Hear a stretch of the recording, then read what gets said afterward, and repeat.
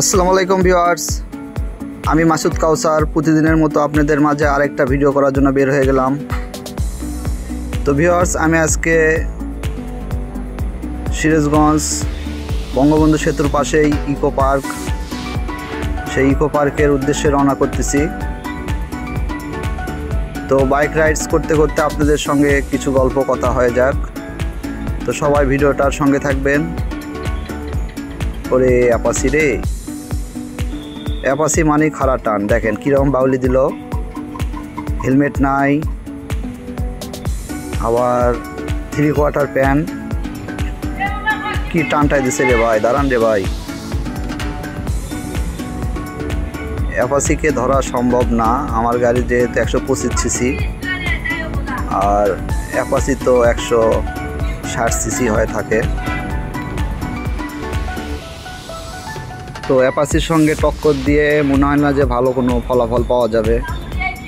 তবুও দেখি তো কী অবস্থা, কী জন্য ভাইজান আমার এত জোরে টানতেছে সেফটি ছাড়াই। হয়তো বা আশেপাশে বাড়ি হবে, যার কারণে সে সেফটি ছাড়াই রোডে উঠেছে। বাইরে কোথাও দূরে আমার মতো যদি যেত, অবশ্যই হেলমেট বা অন্তত প্যান্টটা ফুল থাকতো, 3/4 প্যান্টটা পরে রাস্তায় বেরোতো না। যাই হোক, দেখি ভাইকে ধরা যায় কিনা। রাস্তাটা ফাঁকা, রাস্তাটা অনেক সুন্দর।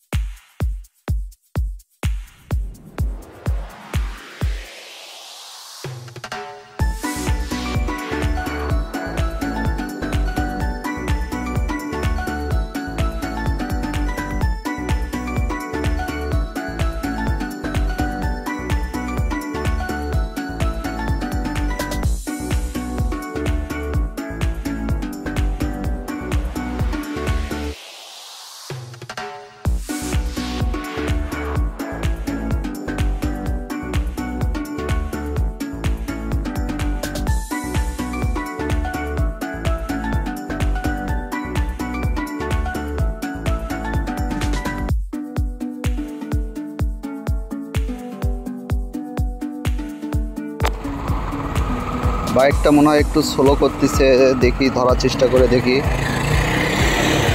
আবার তো টান, যে টান সেই টান। এ তো স্লো করার মানুষ না মনে হচ্ছে। তো কোথায় যাবে? সামনে তো হাইওয়ে। এই অবস্থায় কি হাইওয়েতে যাবে? হাইওয়ে গেলে তো পুলিশের সিগন্যাল খাবে, অথবা মামলা খাবে। এ ভাই, দাঁড়ান একটু। আরে ভাইয়া, কি হয়েছে আপনার? ওরে সাই,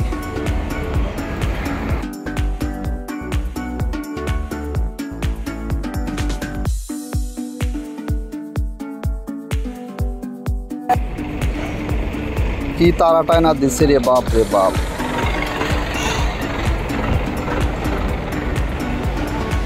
এ ভাইয়া, কি সমস্যা? কোথায় যাচ্ছেন? কি করতেছেন আপনি? এভাবে সেফটি ছাড়া গাড়ি চালাচ্ছেন, কিন্তু কথাও বলে না। যাক, ওর মনে ও যাক, আমার মনে আমি যাই। ও একটু স্লো দিছে, যার কারণে ওকে ওভারটেক করা সম্ভব হলো।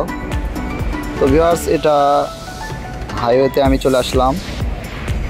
এটা মুলিবাড়ি রেল ক্রসিং। এই যে এটা ওয়াল দেখতে পাচ্ছেন, অনেকে হয়তো ভাববেন এটা কি। এটা আসলে ফ্লাইওভার, আন্ডারপাস।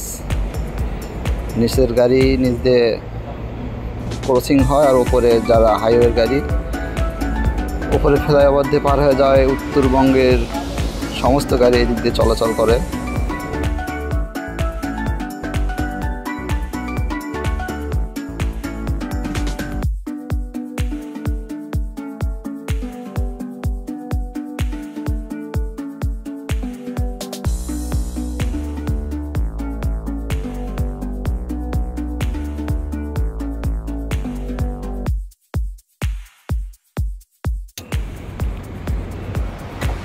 তো এটা 4 লাইনের কাজ পুরোপুরি অনেকটাই শেষ।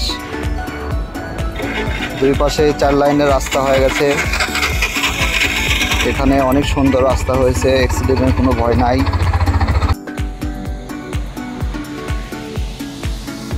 ভিউয়ার্স, সামনে দেখেন একটা ঘূর্ণি পাক খাচ্ছে, ঘূর্ণিঝড় যাকে বলে।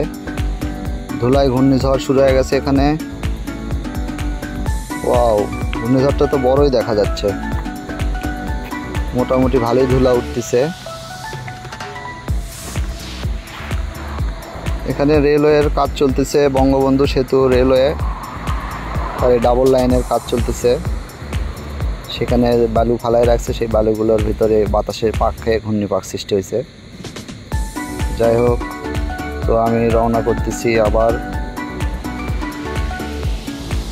রাস্তাটা মোটামুটি ক্লিয়ার একদম, দূরপাল্লার গাড়িগুলো অনেক গতিতে যাচ্ছে।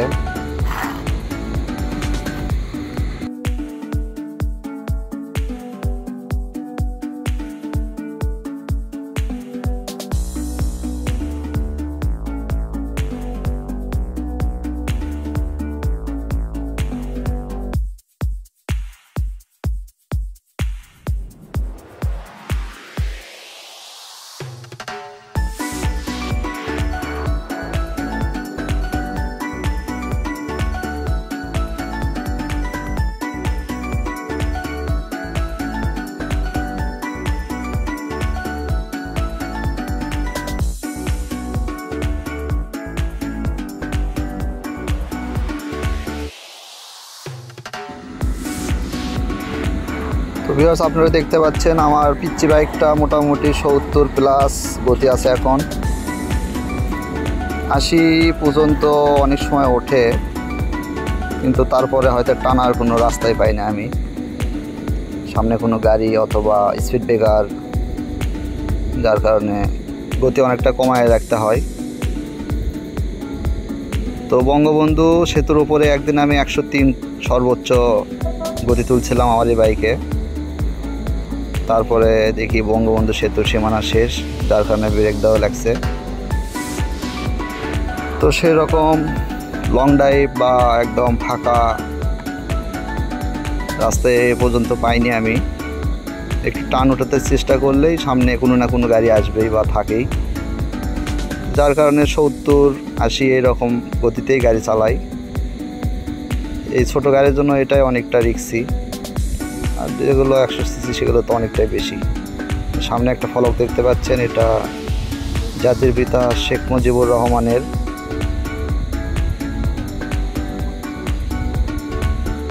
যেহেতু সেতুটা তার নামেই রাখা হয়েছে, যার কারণে দুই পাশেই, পূর্ব পাশে এবং পশ্চিম পাশে দুই পাশেই জাতির জনক শেখ মুজিবুর রহমানের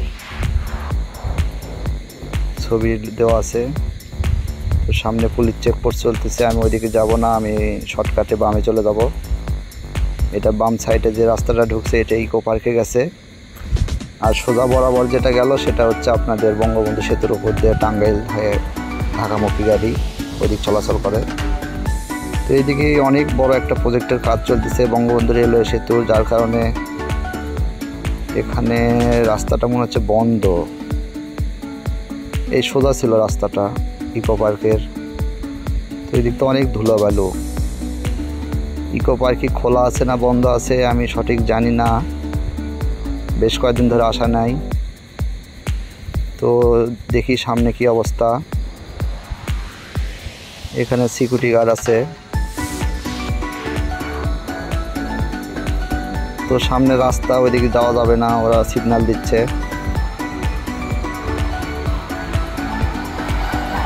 যাওয়া যাবে না বললো।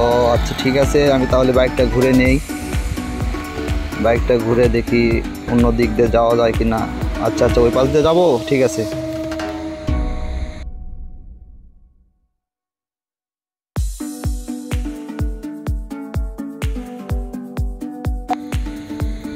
তো যে কাজ করতেছে ও ভাইয়েরা বললো যে পাশে যে রাস্তাটা আছে এই দিক দিয়ে যেতে, দেখি এই দিক দিয়ে গিয়ে দেখি। তো এই দিক দিয়ে যদি যেতে না পারি আরেকটা রাস্তা আছে থানার সামনে দিয়ে, ওই দিক দিয়ে যাবো। ওই দিক দিয়ে গেলে একদম সেতুর নিচ দিয়ে পার হওয়া যায়। তো এই রাস্তাটাও মোটামুটি ফাঁকা, দেখি এই রাস্তাটা কোথায় যায় উঠছে। দুই পাশে আপনারা যে গাছগুলো দেখতে পাচ্ছেন এগুলো ঝাউ গাছ, অনেক সুন্দর, অনেক লম্বা লম্বা গাছ। এই ঝাউ গাছের পাতাগুলো ঝিরিঝিরি হয়ে থাকে। এগুলো বনায়ন এলাকার ভিতরেই বেশি হয়ে থাকে।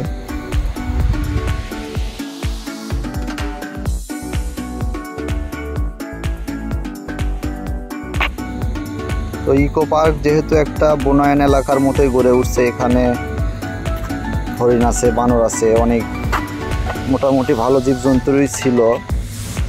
অনেকটা অবহেলিত, এগুলো উন্নয়নের কাজ করতেছে, যার কারণে পার্কের দিকে মনোযোগটা নাই। সাইডে এগুলো উন্নয়নেই ব্যস্ত সরকার। তো বিনোদন কেন্দ্র হিসেবে ইকো পার্কটা ভালোই করে উঠছিল, যার কারণে অনেক দিনটাই বিভিন্ন জায়গা থেকে লোকজন আসছে এখানে বেড়াতে, ঘুরছে, পিকনিক করছে। ইদানিং পিকনিক স্পটটা বন্ধ হয়ে গেছে, বিভিন্ন কনস্ট্রাকশনের লোকজন যাওয়া আসি করে, কাজ কাম করতেছে এবং পাশে রেলওয়ে সেতু হচ্ছে, যার কারণে পার্কের দিকে অতটা নজর নাই। তো ভিউয়ার্স, আপনারা দেখলেই বুঝতে পারবেন যে পার্কের কি অবস্থা। এটা কিন্তু পার্কেরই রাস্তা, পার্কের পাশের রাস্তা।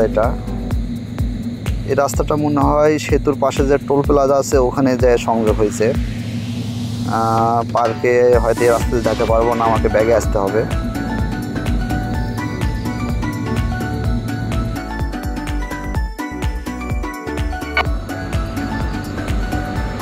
তো ভিউয়ার্স, আমি যেটা সন্দেহ করছি সেটাই, সামনে ট্রাক গাড়ি দেখা যাচ্ছে। এটা টোল প্লাজার রাস্তা, আমি ভুল রাস্তায় এসে পড়ছি। আপনারা নেক্সট ভিডিও দেখবেন। নেক্সট ভিডিও আমি এখান থেকে শুরু করব, যে ভিডিওতে ইকো পার্কে কীভাবে প্রবেশ করব এবং পুরো ইকো পার্ক ঘুরে দেখাবো। তো ভিউয়ার্স, আমি এই ভিডিও এখানেই কাটবো। সবাই ভালো থাকবেন, সুস্থ থাকবেন। আল্লাহ হাফেজ, সবাইকে ধন্যবাদ।